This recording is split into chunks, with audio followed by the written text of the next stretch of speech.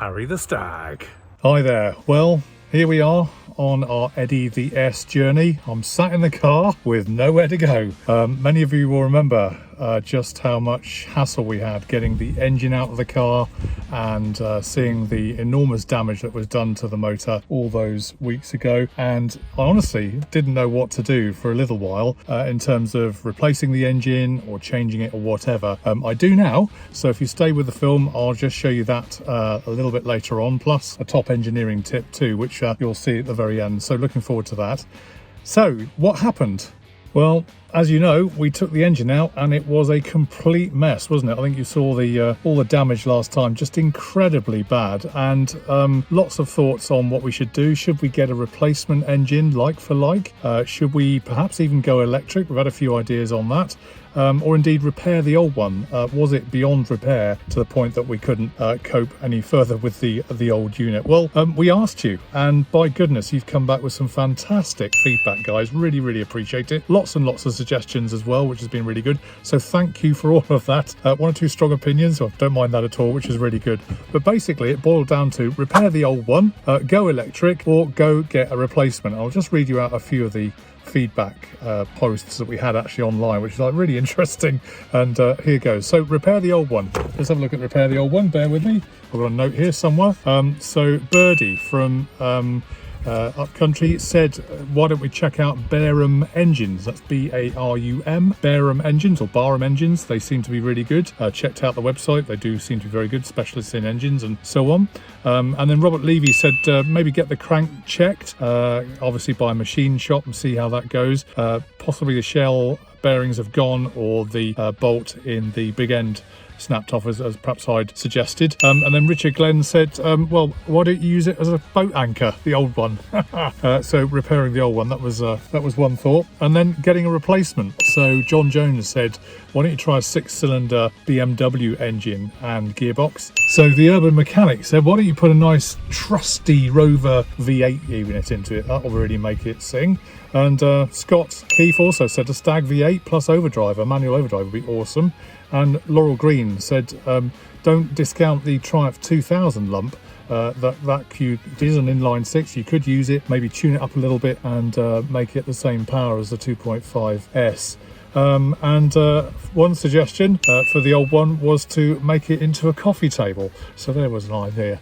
Who knows what that would look like. And then lastly, it was perhaps an option these days with the price of fuel as it is to go electric. And Charlie Knott said, why don't you just convert to electric anyway? It's worth a punt. It's definitely a worthy project, and I'm sure that will work really well. And then John Burns also said, seriously consider going to electric vehicles. That will be really, really good. And frankly, having paid 204.9p this morning for some premium fuel for the Mitzi, per litre that is, I must say going electric is getting very tempting, but it's a major job for us to do. And by the way, I heard a mechanic talk just yesterday actually, a bit of conspiracy theory that the price of fuel is only going up largely. Yes, we know there's a war on, we know there's massive economic impacts of Brexit and whatever, but actually more to do with the fact that the government is increasing the prices, so we all have to go to electric. Just saying, it was his opinion. Not sure I agree with that. Anyway, we have been inundated with offers of help, and I can't say thank you enough to all those out there. There's been so many people offering us engines or advice and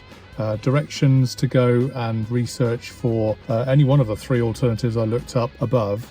We had an offer of a replacement engine. One is in the middle of France in a barn. Thank you very much. It'd been sat in a barn for 14 years. The only challenge with that was we had to go get it ourselves, which was actually quite tempting, and I might still do that.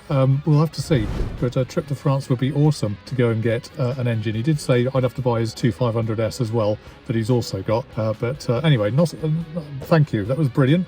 One engine was in Guernsey on the Channel Islands, says Vincent Cockett.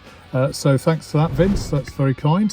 One that's over there. One was far afield, one was over in Australia or New Zealand, I think, way down under, and again, we could have it free of charge if only we could get there. I'm very tempted, I must admit, I'm very tempted. And one was in Northampton. Now, if you've ever been to Northampton, I have. I actually worked in Visa there for 4 years of my life, and a house share, and it's before that a year in the Northampton Moat House. What fun that wasn't. Anyway, thank you for that, that was really good. And we've even been offered one by my neighbour who's got a mate in banger racing, and had a running 2500S actually in a banger if we were interested in that and could see it running. And whatever, I just want to say to all of you, thank you so much for the offers of help and for the offers of engines. It's been amazing, it really has. Didn't know there were so many engines out there. So that was that, and that's really great. But what other modes of power options could we have available for Arry the S? Well, I suppose we could give it a push. We could give it a pull. That's a bit of a flawed plan, I think. I suppose we could actually nick my Triumph Stag V8 engine that's been waiting in the garage to go back onto Project Eunice when it comes back. More on that much later. But Harry wouldn't let me. And maybe as the engine bay's free now, perhaps we could even do a bit of a Fred Flintstone and power it by feet. Or maybe I should just settle for a garden ornament and be done with it. But given all the circumstances, in the end, I was approached by a guy called Lloyd over in Cardiff in Wales, who is a bit of a guru as far as Triumph saloons are concerned. And he's absolutely passionate about keeping these cars on the road, many of which have been scrapped or banger raced in the past. And that's his passion. He collects all sorts of parts for Triumphs, including he had a 2500S engine. So stars aligned. It was really, really good to hear. It sounded like a really good engine. And cut a long story short, I was working over that way. I decided to pay him a visit to find out whether or not the 2500S engine he had would be enough for Arry. Let's go over and pick up the story. So I was on business yesterday, and the challenge is, Lloyd assures me if we buy this engine, if we buy it, that it's going to fit in there somehow. So I've cleared out a bit. I'll have to do a bit more as we get there, but let's see what we can do. Right, let's get on our way. Right, after a little journey and wend around the suburbs of wherever I am in South Wales, I think I found him. I'm just going to ring him and see if we can find the garage. And after a little detour, I think we found him. There's a Triumph sticking out of this little corner here, so let's go and see him. In Lloyd's Aladdin's Cave, and your passion, Lloyd, is protecting and saving Triumphs, isn't it? No, the 2000 range. 2000 range, yeah. There you go, righto. Yours on there. There you go. Right, there you go. So here it is. So that should do it. yeah, looks really good. So there's your count followers in there. I've numbered in them. there, righto. Yeah, 1 to 12. fantastic. That's good. So what sort of things to watch out for when you're putting this thing back together, would you say? Well, all the bearings are good. Yeah. The journals look good, apart from that one that I mentioned. Okay. Yeah. Thrust washers on the end of the crank. Yeah. Get your man to check those out.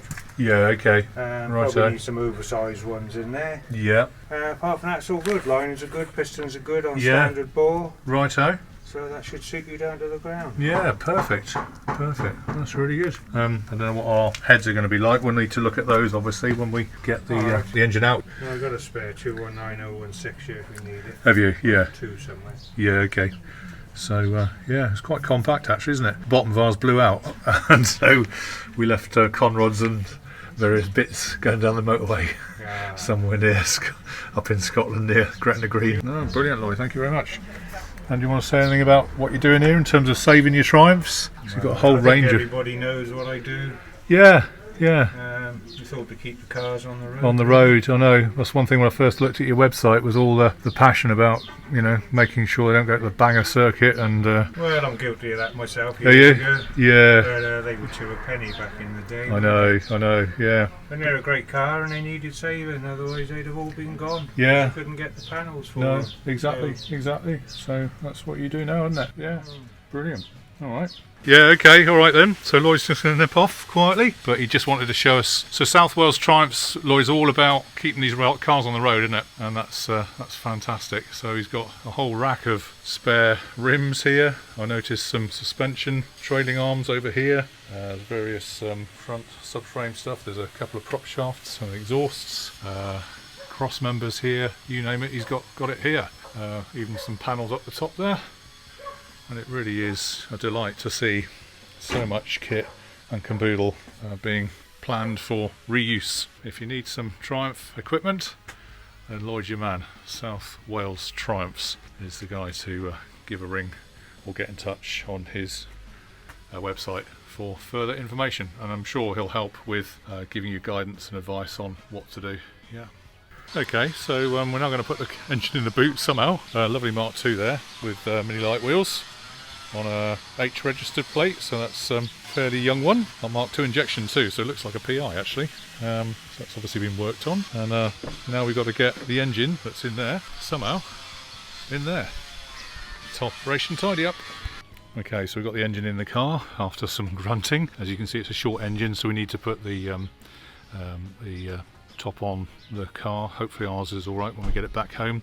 These aren't torqued up, just for my future reference, so we've got to torque those up back to the torque when we rebuild it, but hopefully we can salvage some of the stuff off the old engine to help this one recover. So all remains for me to say just thank you very much to Lloyd, who's back inside in his Aladdin's cave, and it is a Triumph PI here in the forecourt, which I'm sure will see the light of day again. His passion, as ever, is saving these cars from the scrapper and keeping the dream alive. They're beautiful cars, classic motors, and we absolutely love them. So Lloyd Reed, South Wales Triumphs, you're the man. So I'm pleased to report after that travelling around the country that we actually got the new 2500S block home to Bournemouth from Lloyd Reed in Cardiff, and I've had a good look at it. It looks okay, but then I'm a layman, I know nothing about engineering proper. So I've got a big shout out here to a guy called Jeff Thirlby over in Southampton, I think he lives, who's referred us into a company called Saunders Engineering, and they're based in Cadnam, just outside Southampton. Now Jeff has had several cars, including a GT6 I believe, and also he's just currently resurrecting an MGC as well, and both engines I think have been looked after by Saunders, and Jeff was highly recommending the engineering shop as a really good place to go to have this particular unit looked at. So that's what we're going to do. I've loaded them both up, the new one and the old blown one, in the back of the Mitzi, as you can see here, and the plan now is early next week to get them both off to Saunders. Obviously we'll keep you posted with what they say in terms of their assessment of the new plant and whether or not they can resurrect anything from the old plant or not, but I'd rather entrust a proper engineering firm to have a good look. It's kind of false economy, I think, as Jeff was saying, to think that we could actually rebuild it ourselves. I think the evidence from Eddie the S video before, where you saw a bolt had been threaded wrong in the bottom end and the whole thing let go, is evidence enough of, you know, if you try and do it yourself as an amateur, inevitably, because I'm not doing it day in day out and I'm not a trained engineer, then there's a high recipe for disaster again. So I don't want to risk that, cost enough money. So off to Saunders we go in the back of the Mitzi, and let them get their paws onto it, and I look forward to giving you an update on the next video. So once we get an update from Saunders, I'll of course update you and let you know what's going on. And just that top tip that Lloyd promised when I visited him in Cardiff was, in fact, if you're rebuilding an engine yourself, always use as much red assembly grease as you possibly can when you're putting it back together, largely because I think when you first start it after it's been rebuilt, obviously that's high wear on the various brand new parts that could be quite tight, and so that will enable a really good engine result long term. So that was his top tip. Arry the Stag. Now if you enjoyed this video, then watch this video here about another 2500S that we bought unseen around about a year ago, and just see exactly what happened to that one.